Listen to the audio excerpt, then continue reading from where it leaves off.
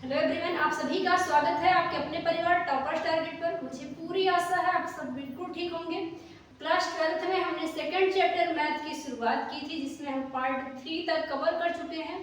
इसमें हम पिछले 3 लेक्चर के अंदर बहुत सारी चीज़ें सीख चुके हैं, जिसके अंतर्गत लगभग हम कुछ टॉपिक की अगर बात करें जिसका नाम है प्रतिलोम फलन। हमने प्रतिलोम फलन जाना, हमने विभिन्न त्रिकोणमितीय अनुपातों के मान याद करने का एक बेहतरीन ट्रिक भी सीखा पिछले लेक्चर के अंदर, और तो और हमने कई फार्मूलों का निरूपण भी किया है। आज हम उसी क्रम में बढ़ जाएंगे एक्सरसाइज 2.1 की ओर। साथ में कुछ ऐसे फार्मूले जो पिछली क्लास में रह गए थे उनका हम यहाँ पे निरूपण भी सीखेंगे। तो वीडियो को लास्ट तक जरूर देखिएगा, ये चैप्टर भी बहुत ज़्यादा इंटरेस्टिंग है। जैसे ही आपका त्रिकोणमितीय फलन है, ठीक वैसा ही है आपका इनवर्स त्रिकोणमितीय फलन भी, उससे बहुत ज़्यादा अलग नहीं रहता है। आप बिल्कुल ध्यान से देखेंगे, अगर वीडियो को लास्ट तक देखेंगे तो किसी भी क्वेश्चन में आपको कोई समस्या नहीं आएगी। चलिए आगे बढ़ते हैं। आपका जो एक्सरसाइज 2.1 है, इसमें पहला क्वेश्चन क्या दिया है, देखिए निम्नलिखित में से यहाँ पे इंस्ट्रक्शन दे रखा है कि निम्नलिखित के मुख्य मानों को ज्ञात कीजिए। इसमें क्वेश्चन 1 से लेके मैंने 4 तक का भी नोट किया हुआ है। तो यहाँ पे आप देखिए क्वेश्चन दिया है साइन इनवर्स माइनस हाफ का मान, इन सभी का मान निकालना है। अब इनका मान निकालने के लिए हमने कुछ फार्मूलों को आपको बताया था, और कुछ फार्मूले पिछली क्लास में रह गए थे, जिनका आज की क्लास में पहले हम थोड़ा सा सीखेंगे कि कैसे आए हैं, फिर उनको याद करने का अच्छा सा ट्रिक जानेंगे, और फिर हम सवालों को फटाफट से लगा लेंगे। तो उससे पहले कि हम सवालों को करें, कुछ प्रमेय यानी कि फार्मूले और ज़्यादा हैं जो इम्पोर्टेंट है आपके लिए, तो उनका पहले हम लोग निगमन और उनको याद करने का ट्रिक सीख लें। फार्मूला क्या है ये आप पहले, इन फार्मूलों का आप अध्ययन पिछली क्लास में यानी क्लास 11th के त्रिकोणमितीय फलन वाले चैप्टर में कर चुके हैं, लेकिन वही सेम फार्मूले इनवर्स फलन यानी प्रतिलोम फलन के अंदर भी लागू होते हैं। थोड़ा सा उनका रूप बदल जाता है, तो थोड़ा सा उनको देखिएगा, ध्यान दीजिएगा। यहाँ पर मैं 5 में दिया है साइन इनवर्स माइनस एक्स बराबर माइनस साइन इनवर्स एक्स होता है। क्या आप ऐसा फार्मूला क्लास 11th में पढ़े हैं? बिल्कुल पढ़े हैं। हाँ, आपने इनवर्स नहीं पढ़ा था, आपने पढ़ा था कि sine minus theta is equals to minus sine theta होता है, ऐसा आपने पढ़ा था। क्योंकि वहाँ आपने त्रिकोणमितीय फलन पढ़ा था, और यहाँ आपको पढ़ना है प्रतिलोम फलन, तो यहीं प्रतिलोम में इनवर्स लग जाएगा, चीजें वही हो रही हैं। तो इसका निगमन हम जानेंगे यहाँ पे। तो पहले लिखेंगे उपपत्ति।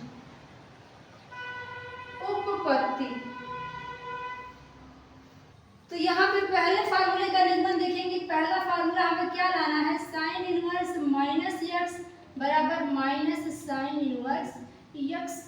अब इसको लाने के लिए हमें क्या करना है, बहुत आसान सा इसका प्रूफ है। देखिएगा, माना हम इसको पूरे को थीटा के बराबर मान लेंगे साइन इनवर्स माइनस एक्स की वैल्यू थीटा है। यहाँ तक बात क्लियर है। अब हम साइन को दूसरे साइड में ट्रांसपोज कर देंगे, तो माइनस एक्स का मान क्या आ जाएगा आपका, साइन थीटा आ जाएगा। अगर मैं कहूँ कि मैं माइनस का उधर भाग कर दूं या दोनों तरफ माइनस से गुणा कर दूं, तो यहाँ आपका एक्स आ जाएगा, और यहाँ पे क्या हो जाएगा, यहाँ पे आपका माइनस हो जाएगा, साइन हो जाएगा, थीटा हो जाएगा। बात क्लियर है। अब इस माइनस का क्या जुगाड़ है, इस माइनस को हम क्या लिख सकते हैं, ध्यान दीजिएगा, इसको लिख सकते हैं साइन माइनस थीटा। ऐसा क्यों लिख दिए, क्योंकि आप त्रिकोणमितीय फलन में आपको बताया गया था कि साइन माइनस थीटा होता है, माइनस आगे आ जाता है माइनस साइन थीटा, तो इसीलिए हमने माइनस को अंदर कर दिया। ये तो त्रिकोणमितीय फलन में आपने पढ़ा था पिछले क्लास में, त्रिकोणमितीय फलन से उसमें ये फार्मूला बताया गया था कि साइन के अंदर ऋण थीटा है तो ऋण बाहर आ जाता है, तो ऋण बाहर है तो अंदर भी तो चला जाएगा, तो जो ये है वही ये है। तो यहाँ से अब ये दोनों सेम है, अब साइन को इधर ले आएंगे तो आपके पास क्या आ जाएगा, साइन हो जाएगा, माइनस इधर आएगा तो इनवर्स हो जाएगा, साइन इनवर्स एक्स बराबर माइनस थीटा हो जाएगा। माइनस थीटा आपका बच जाएगा। अब थीटा का मान आपने क्या पुट कर रखा था उसको रख देंगे, तो यहाँ से हम माइनस का दूसरे साइड में भाग दे दें अगर, तो क्या आ जाएगा, माइनस का साइन इनवर्स एक्स बराबर थीटा, और थीटा का मान क्या था, यहाँ पे हमने क्या माना था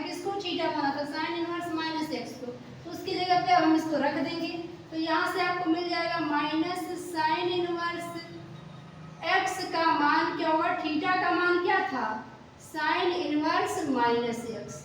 तो ये हो गया आपके पहले फार्मूले का निगमन। साइन इनवर्स माइनस एक्स क्या होता है, माइनस साइन इनवर्स एक्स हो जाता है। साइन इनवर्स माइनस एक्स क्या हो जाता है, माइनस साइन इनवर्स एक्स। यानी कि जो भी कोण के अंदर अगर साइन इनवर्स है, कोण ऋणात्मक है, तो वो ऋण बाहर आ जाता है, पहले आ जाता है।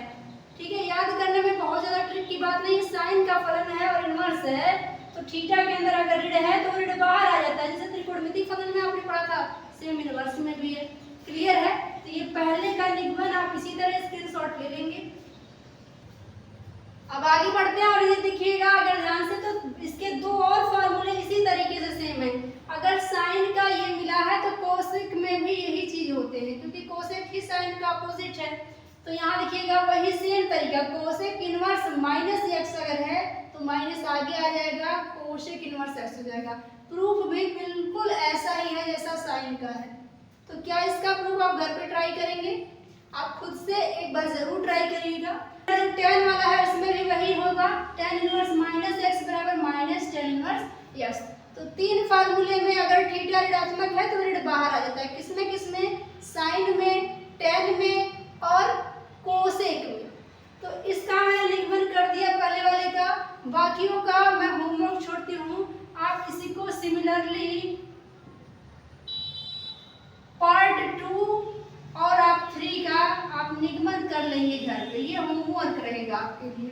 ठीक है, मैं बढ़ जाती हूँ अगले प्रमेय पर।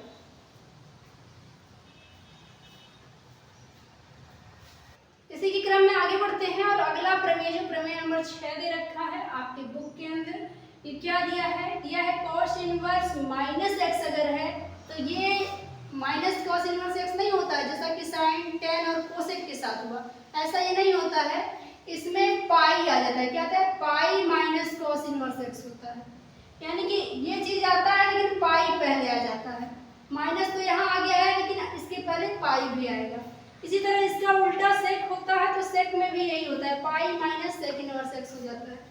और ये यहाँ पे कॉट में भी यही चीजें होती हैं, कॉट में भी अगर कॉट माइनस का एक्स है तो पाई माइनस कॉट का काट इनवर्स एक्स हो जाएगा।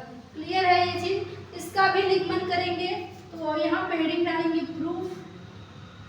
प्रूफ मैं एक का निगमन करूंगी, बाकी दो को सिमिलरली आप बिल्कुल उसी तरीके से होगा, एक एक स्टेप जितना भी मैं यूज करूंगी वो सारे ही स्टेप बाकियों में भी होंगे।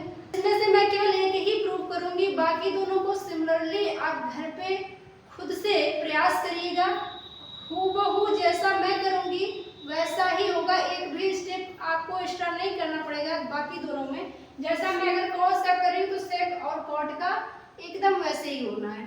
तो पहला वाला मैं कर दूँ, अगर ये है आपका cos इनवर्स माइनस एक्स बराबर आपको लाना है pi minus cos inverse x. ऐसा क्यों होता है कि साइन वाले में केवल इतना ही आया, इसमें पाई एक्स्ट्रा कहाँ से आ गया, अभी देखिए आपको पता लग जाएगा।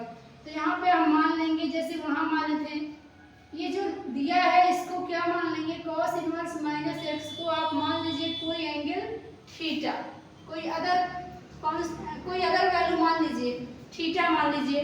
तो यहाँ से cos को जब उधर भेजेंगे तो माइनस एक्स बराबर क्या आ जाएगा, cos थीटा। माइनस का भी भाग दे देंगे तो x बराबर आपके पास आ जाएगा माइनस cos थीटा। अब याद करिए वहाँ हमने साइन वाले में प्रूफ में क्या लिखा था, आपने लिखा था कि ऋण साइन थीटा की जगह पे आपने लिख दिया था साइन ऋण थीटा। ऐसा क्यों लिखा था, क्योंकि साइन ऋण थीटा में ऋण बाहर आ जाता है, आपने त्रिकोणमितीय फलन में पढ़ा था। लेकिन कास वाले में नहीं पढ़ा था कि ऋण बाहर आता है, कास वाला प्लस हो जाता है, ऐसा आपने पढ़ा था। आपने ध्यान दीजिए, मैं थोड़ा सा आपको रिवाइज करा दूं क्या, कि साइन माइनस थीटा आपने पढ़ा है, minus sine theta class 11th में, फिर cos माइनस थीटा आपने पढ़ा है, ये प्लस हो जाता है। इसी तरह tan माइनस थीटा आपने पढ़ा था, माइनस आगे आ जाता है। इसी तरह बाकियों का भी आप किए हुए थे, तो यहाँ पे इसमें ये प्लस हो जाता था, इसीलिए माइनस अगर यहाँ लेते हैं हम, माइनस को अंदर लें तो ये माइनस अंदर नहीं जाएगा, ये माइनस थीटा नहीं बनेगा, ये क्या हो जाना है, ये ऐसे नहीं होगा, ये गड़बड़ हो जाएगा। फिर आपको क्या लिखना पड़ेगा कि ऋण आ जाए। इसको ऋण लाने का एक तरीका है, इसको लिख सकते हैं कॉस पाई माइनस थीटा। अब अगर इसको आप पाई माइनस थीटा रखेंगे तो यहाँ ऋण आ जाएगा। कैसे? आपने फार्मूला पढ़ा है क्लास 11 के त्रिकोणमितीय फलन में कि कॉस 180 माइनस थीटा, नाम नहीं बदलता है, कॉस थीटा ही रहता है, लेकिन 180 में से घटेगा तो दूसरे में आएगा, और दूसरे में कॉस की वैल्यू ऋण होती है तो ऋण आ जाता है। ये चीजें आप 11th में सीख चुके हैं, ठीक है। तो यहाँ ये माइनस आगे आ गया है तो ये वैल्यू वही है, तो हम आप इसको और इसको देखेंगे, और यहाँ से कॉस को इधर भेज देंगे। तो कॉस जब इधर भेजेंगे तो क्या हो जाएगा, कॉस इनवर्स हो जाएगा, यक्स बराबर हो जाएगा पाई माइनस थीटा। यहाँ तक बात क्लियर है। अब हम क्या करते हैं, यहाँ पे हम थीटा को इधर लाएंगे और इसको उधर ले जाएंगे। थीटा इधर आएगा तो आपका प्लस हो जाएगा, ये पाई पहले से है उधर जाएगा तो ये माइनस हो जाएगा, कॉस इनवर्स यक्स। और थीटा आपने किसे माना था, कॉस इनवर्स माइनस एक्स को, तो ये वैल्यू आप ला के रख दीजिए। इसको 1 अगर मान ले तो इसका मान ला के रख दीजिए आप। थीटा का मान क्या था, कॉस इनवर्स माइनस एक्स बराबर क्या हो जाएगा थीटा, तो थीटा की जगह पे रख दिया। अब बराबर आपका यहाँ पे pi minus cos inverse x, तो ये वैल्यू हो जाएगा आपका फार्मूला, ठीक है। यही तो फार्मूला था, कॉस इनवर्स माइनस एक्स में pi minus cos inverse x हो जाता है, ठीक। तो निगमन जैसा कॉस का हुआ है, ठीक इसी प्रकार आप क्या करेंगे, सेक का कर लेंगे। याद करने में कोई इसमें लॉजिक यूज ही नहीं करना है। क्या है, सेक इनवर्स माइनस एक्स, तो पाई लग जाएगा आगे और फिर माइनस आगे निकल आएगा, ये प्लस का कोण हो जाएगा। उसी तरह टेन का तो देख लिया पीछे, कॉट का है यहाँ। तो आपको इतना ध्यान रखना है कि साइन, कोशेक और टेन में ऋण आगे आ जाता है, बाकी वैल्यू वही रहती है। और अगर कॉस, सेक और कॉट है तो वहाँ पे पाई माइनस लग जाता है, आगे पाई बढ़ जाता है, बाकी चीजें वही रहती हैं, ठीक है। तो आपको होमवर्क है, आप सिमिलरली क्या करेंगे, ये तीसरा जो है और दूसरा आप खुद कर लेंगे। इसका निगमन बिल्कुल इसी तरीके से करना है, तो एक्स्ट्रा टाइम क्यों उस पर लगाना, जो चीज़ें बिल्कुल ऐसे ही होनी है तो आपकी प्रैक्टिस हो जाएगी अगर आप खुद से करेंगे। अब हम आते हैं अपने प्रश्नावली के सवालों पर, इन सवालों को हल करेंगे।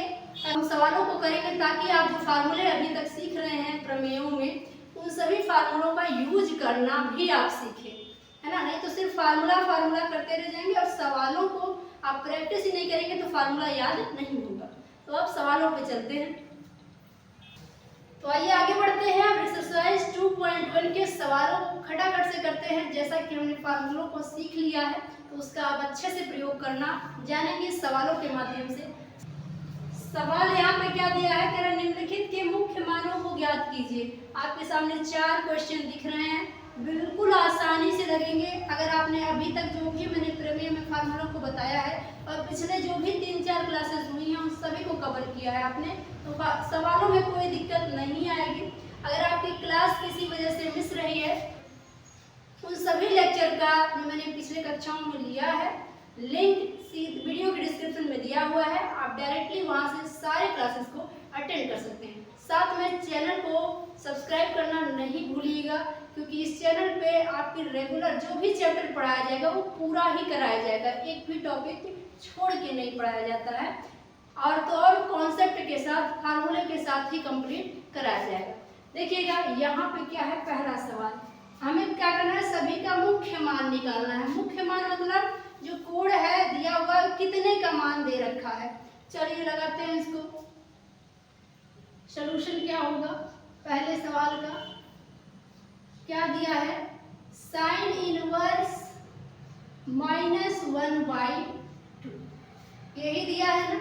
अब बताइए, अभी हमने जस्ट एक प्रमेय को किया है। क्या प्रमेय किया है, अभी हमने किया है कि साइन इनवर्स -x में क्या होता है बताओ, माइनस आगे आ जाता है, तो ये होता है साइन इनवर्स x होता है कि नहीं होता, अभी तो किया है थोड़ी देर पहले हम लोगों ने।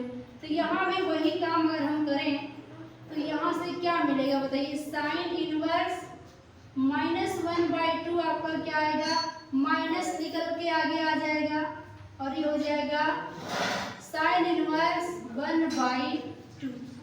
क्लियर है, यहाँ तक माइनस आगे निकल आता है इस फार्मूले से। और अब क्या करेंगे, इसी का मान, इसी साइन इनवर्स को रहने देंगे 1/2। आप बताइए साइन कितने का मान होता है। हमने टेबल याद करने का बहुत बेहतरीन ट्रिक बताया है, मुझे पूरा उम्मीद है आपने उस ट्रिक को देखा है, नहीं देखा है डायरेक्ट इस वीडियो पे क्लिक करके आप देख सकते हैं। बहुत ही बेहतरीन तरीका, पूरे सभी 6 त्रिकोणमितीय अनुपात के सभी मानों को याद करने का हमने बताया है, तो जरूर से अटेंड करिएगा। अगर आपको मान को याद करने में समस्या आ रही है या फिर आपको मान बार बार भूल जाता है, तो यहाँ पे आपको पता होना चाहिए 1/2 हमने क्या बताया था कि साइन 30 का मान है। 30 मतलब 30 को कहते हैं π/6 की वैल्यू है। तो यहाँ पे आपका जो साइन इनवर्स और साइन है कैंसिल हो जाएगा और क्या आ जाएगा, ये माइनस का π/6। ठीक है, तो यहाँ पे किसका मान है, π/6 का मान है। और जैसा कि हमने एक और प्रमेय किया है जिसमें हमने पढ़ा है कि साइन इनवर्स और साइन कहीं भी साथ में रहेगा तो ये खत्म हो जाएंगे आपस में और जो बच जाएगा वही उत्तर है। तो साइन इनवर्स और साइन खत्म हो गया तो आपका π/6 आंसर हो जाएगा। और यही साइन इनवर्स 1/2 -1/2 का मुख्य मान कहलाता है, यही इसका मुख्य मान है, यही आपका फाइनल आंसर हो जाएगा। क्लियर है बात यहाँ तक, स्क्रीनशॉट ले लीजिए। अगले क्वेश्चन पे चले हम, आते हैं सवाल नंबर 2 पे। सवाल नंबर 2 आपके पास दे रखा है यहाँ पे, cos इनवर्स √3/2 इसकी वैल्यू पूछा है, इसका मुख्य मान क्या होगा। तो जैसा पिछले सवाल में किया यहाँ भी करेंगे। क्या करेंगे, तो यहाँ हमने सभी प्रमेयों को चूंकि कर लिया है, यहाँ ऋण नहीं दिया हुआ है, यहाँ ऋण दिया था तो हमने जो अभी प्रमेय का निगमन किया है थोड़ी देर पहले उसका प्रयोग किया, लेकिन ऋण नहीं दिया है तो उसका कोई प्रयोग नहीं होना है। ये तो और सिंपल होना चाहिए आपके लिए। cos इनवर्स ये आपको दिया है √3/2, तो कोई दिक्कत की बात नहीं है। cos इनवर्स √3/2 cos कितने का मान होता है, टेबल में मैंने अच्छे से आपको याद करने का ट्रिक बताया था। √3/2 यानी कि ये मान जो है आपके cos 30 डिग्री का मान है। अब 30 को कहते हैं π/6, यानी कि ये है आपके cos π/6 की वैल्यू, यानी √3 की जगह पे, √3/2 की जगह पे हम cos π/6 लिख सकते हैं। π/6 का मतलब होता है 30 डिग्री, तो ये cos 30 का मान यही है, तो इसकी जगह पे हम इसको रख दिए। अब चूंकि हमने पिछला प्रमेय में किया था पिछले लेक्चर में कि cos इनवर्स cos हो, sin इनवर्स sin हो, tan इनवर्स tan हो, सभी त्रिकोणमितीय अनुपातों के इनवर्स हो और वो त्रिकोणमितीय अनुपात हो तो खत्म हो जाते हैं आपस में। तो देखिए ये cos इनवर्स से cos खत्म हो जाएगा, जो बच गया वही उत्तर है। तो π/6 दूसरे प्रश्न का भी उत्तर है, यानी कि cos इनवर्स √3/2 का भी आंसर क्या होगा, π/6 ही हो जाएगा। क्वेश्चन नंबर 1 और 2 का आंसर क्या है, π/6। अगले क्वेश्चन पे बढ़े। अब चलिए इसी क्रम में तीसरे क्वेश्चन को भी कर लेते हैं फटाफट से। तीसरा क्वेश्चन क्या दे रखा है, तीसरा क्वेश्चन दिया है कोसेक इनवर्स 2। तो यहाँ भी थीटा में माइनस दिया नहीं है तो माइनस वाला तो प्रमेय प्रयोग नहीं होगा, लेकिन यहाँ पे इसका मान आपको क्या बताया था, कोसेक इनवर्स जो है, कोसेक इनवर्स रहने दीजिए। 2 किसका मान है, 2 कितने का मान होता है, टेबल में कितने का मान बताया गया था। तो आपको पता होना चाहिए कि कोसेक जो है वो साइन का अपोजिट है, और साइन में 2 कहाँ आता है, 30 में 1/2 होता है, उसी का उल्टा 2 है, यानी ये पक्का है कोसेक 30 का मान है। और कोसेक 30 को ही कहते हैं π/6, तो 2 की जगह पे हम क्या लिख देंगे, कोसेक π/6, यानी कि कोसेक 30 उसी का मान होता है 2, तो रख दिया गया। यहाँ से मैंने कितनी बार बताया है आपको, इसमें याद करने वाली बात ही नहीं है। साइन इनवर्स साइन हो, टेन इनवर्स टेन हो, कॉट इनवर्स कॉट हो, यानी उसी का इनवर्स और वो उपस्थित हो तो हमेशा खत्म हो जाता है। क्या आ जाता है? π/6। ये मान किसका है? कोसेक इनवर्स 2 का मान। तो कितना आसान है, देख सकते हैं आप प्रतिलोम त्रिकोणमितीय फलनों के सवालों को हल करना। यहाँ पे क्वेश्चन 1 से लेके 3rd तक सभी का एक ही उत्तर आ गया। ये भी एक इत्तेफाक है, सभी का मान π/6 के बराबर आ गया। तो फटाफट से स्क्रीनशॉट ले लीजिए, हम अगले क्वेश्चन की ओर बढ़ जाएं।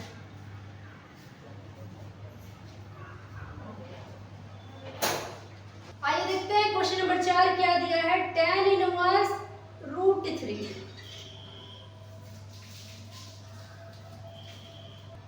चौथा सवाल जो है वो क्या है? tan inverse √3। यहाँ भी पहले तो माइनस दिया नहीं है, तो माइनस वाले प्रमेय का कोई यूज नहीं है। और इसका जो मान होता है तो ये क्या हो जाएगा? tan इनवर्स को रहने देंगे। √3 याद करिए, मैंने किसका मान याद कराया था? √3 tan कितने का मान होता है? हाँ, आपको एक बात का और ध्यान रखना है, जो मान बाहर दे उसी का मान ढूंढिए और किसी का मान मत ढूंढिएगा, ठीक है? तो यहाँ पे tan इनवर्स अगर है बाहर तो आप tan का ही मान कोशिश करिए कि मिल जाए, और नहीं tan मिलता है तो उसके अपोजिट का मिले, लेकिन उसके अलावा किसी का ना मिले, ठीक है? तो यहाँ √3 जो है आपका, ये tan कितने का मान है? π/3 का मान, यानी कि 60 डिग्री का मान। का 60 का मान हमने क्या याद कराया था? क्या होता है? कड़ी में 3, और 30 का मान 1/कड़ी में 3, यही ना याद कराया था। तो यहाँ से मैंने क्या बताया अभी प्रमेय में, आपने यही जाना ना कि tan इनवर्स हो tan हो खत्म हो जाते हैं आपस में, तो जो बच गया वही उत्तर है π/3। और ये मान किसका था? tan इनवर्स √3 का मान था। तो ये आपका आंसर हो जाएगा। एक एक लाइन का आपका आंसर है। देख सकते हैं कितना आसानी से आपका प्रतिलोम फलन के सवालों का उत्तर आ रहा है। ऐसे सारे ही सवाल हैं, ऐसा नहीं कि 2-4 सवाल, सारे ही सवाल इतने ही आसान हैं। लेकिन आसान तभी लगेंगे जब जो तरीके आपको पढ़ने की बताए जा रहे हैं आप उसका रिवीजन करेंगे, उसको आप अच्छे से क्लास को अटेंड करेंगे तब। इस क्वेश्चन का आंसर आ चुका है, अगले क्वेश्चन की ओर बढ़ते हैं। तो आइए इसी क्रम में बढ़ जाएं अपने अगले सवाल की ओर। सारे के सारे सवाल उतने ही आसान हैं, बस आपको वो तरीके पता होने चाहिए जो हमने पीछे प्रमेयों में जाना है। क्या है? Question number 6। क्वेश्चन नंबर 6 आपको दे रखा है। क्वेश्चन नंबर 6 है tan इनवर्स -1। इसकी आपको वैल्यू निकालनी है। तो क्या हो जाएगा? मैंने क्या बताया अभी? मैंने आपको जस्ट यही बताया कि जब माइनस दे तो पहले माइनस वाले प्रमेय का प्रयोग कर लीजिए, और अगर माइनस नहीं दिया है तो डायरेक्ट हल कर दीजिए। तो इस बार देखेंगे ध्यान से, तो आपको माइनस दे दिया है, tan इनवर्स -1 दिया है। तो थोड़ा देर पहले हमने प्रमेय किया है ना, माइनस में अगर दे देता है तो क्या करते हैं? हमने आपको 3-3 का पेयर बताया है। मैंने आपको tan का क्या बताया है? मैंने बताया है कि tan इनवर्स -x अगर होता है तो ये माइनस निकल के बाहर आ जाता है और ये आपका मिल जाता है tan इनवर्स x। यही ना बताया है, तो बस उसका यूज करिए आप। किस दिन के लिए इसको आपने पढ़ा है? यूज करने के लिए ना। तो यहाँ से आपका क्या मिल जाएगा? tan इनवर्स -1 में आप भी इसी तरीके से माइनस को बाहर निकाल देंगे तो माइनस हो जाएगा, tan इनवर्स हो जाएगा, 1 हो जाएगा। अब तो यहाँ पे क्या है कि ऋण हो गया आपका, tan इनवर्स हो गया, और 1 का मान कितना होता है? 1 कितने का मान है tan के? tan का कौन सा मान है जो 1 होता है? आपने पढ़ा है टेबल के अंदर, क्या बताया गया है? tan 45, जिसे π/4 कहते हैं। tan π/4 का मान ही 1 होता है। तो यहाँ लिख देंगे tan π/4, किसकी जगह पे? 1 की जगह पे। अब जैसे ही tan इनवर्स तो tan मिले कट जाएंगे, मतलब काटते नहीं लेकिन कैंसिल हो जाता है, खत्म हो जाता है। तो माइनस बच जाएगा आपके पास π/4। 4 बच जाएगा और यही आपके सवाल का आंसर होगा। सवाल क्या था आपका, tan इनवर्स -1 का मान आपका आ जाएगा माइनस का π/4। ये आपका हो जाएगा आंसर।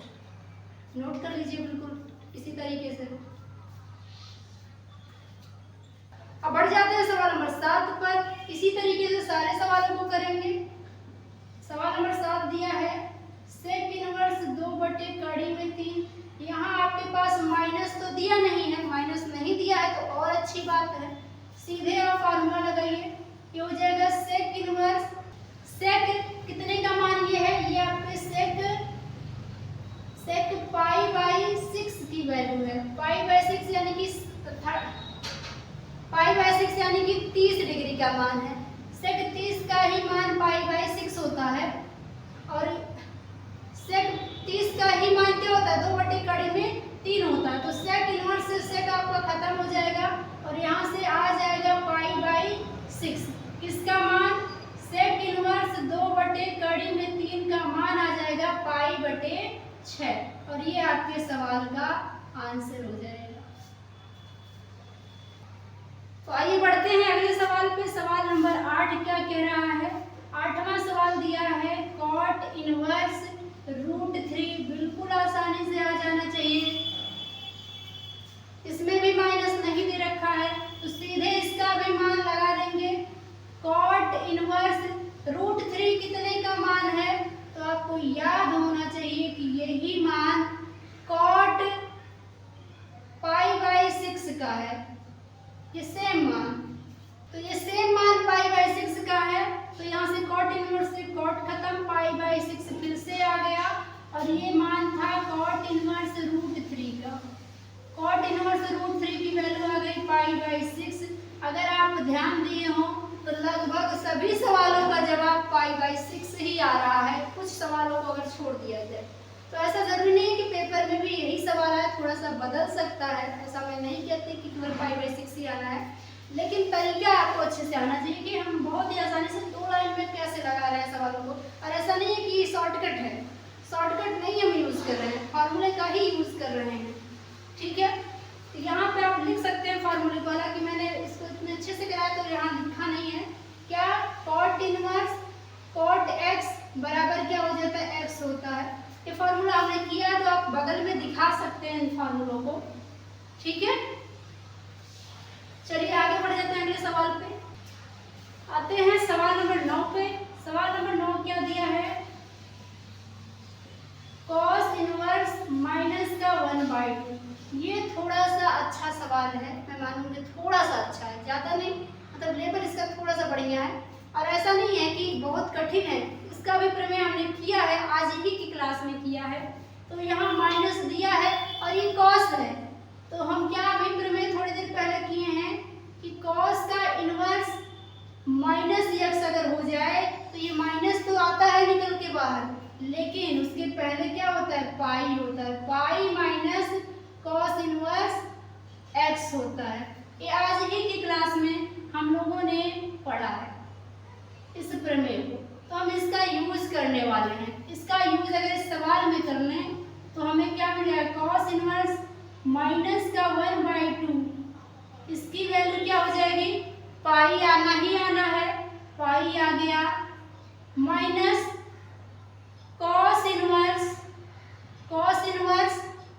x यानी कि यही अब 1/2 हो जाएगा। 1/2 अब प्लस हो गया आपका, लेकिन यहाँ पहले पाई आ जाएगा, हमने बस इसी का प्रयोग कर लिया। अब क्या करेंगे, अब यहाँ पाई रहने देंगे, यहाँ वही प्रक्रिया फिर करेंगे। cos इनवर्स 1/2 कितने का मान है, तो आपका जवाब होना चाहिए cos π/3 यानी कि 60 डिग्री का वैल्यू क्या होता है, 1/2 होता है। cos इनवर्स से cos खत्म हो जाएगा, मान क्या आ जाएगा, ये पाई अपने जगह पे, माइनस ये खत्म, आ गया π/3। कैसे हुआ है यहाँ पे आप दिखा सकते हैं कि cos इनवर्स cos x की वैल्यू क्या होती है, x होती है। पिछले क्लास में हमने इसका निगमन किया हुआ है। तो यहाँ इसको थोड़ा सा हल कर लेंगे आप, तो तिरछे गुणा होगा तो 3 पाई में से पाई घट जाएगा, 2 पाई/3 आपके सवाल का सही आंसर हो जाएगा। ये हो जाएगा cos इनवर्स -1/2 की वैल्यू 2π/3। ये हो जाएगा आपके सवाल का आंसर। इसका भी स्क्रीनशॉट ले लीजिए। अगले सवाल को करते हैं। आ जाते हैं सवाल जो आपका आखिरी है। इसका नाम है क्वेश्चन नंबर 10। ये दिया है, ये है आपका कोसेक इनवर्स -√2। इसकी वैल्यू निकालनी है। तो ये तो साइन का ही अपोजिट है, तो इसमें पाई नहीं आता है, आप जानते हैं। तो यहाँ पे कौन सा फार्मूला हम यूज करने वाले हैं? हमने क्या पढ़ा है? हमने पढ़ा है कि कोसेक इनवर्स -x क्या होता है, माइनस आगे आ जाता है निकल के, माइनस कोसेक इनवर्स x हो जाता है। इसका प्रयोग कर लेंगे और यहाँ पे क्या हो जाएगा आपका कोसेक इनवर्स -√2 अगर है तो ये माइनस निकल के बाहर आएगा और ये हो जाएगा कोसेक इनवर्स √2। ठीक है, माइनस हो गया बाहर। कोसेक इनवर्स √2 किसकी वैल्यू है? ये कोसेक π/4 की वैल्यू है।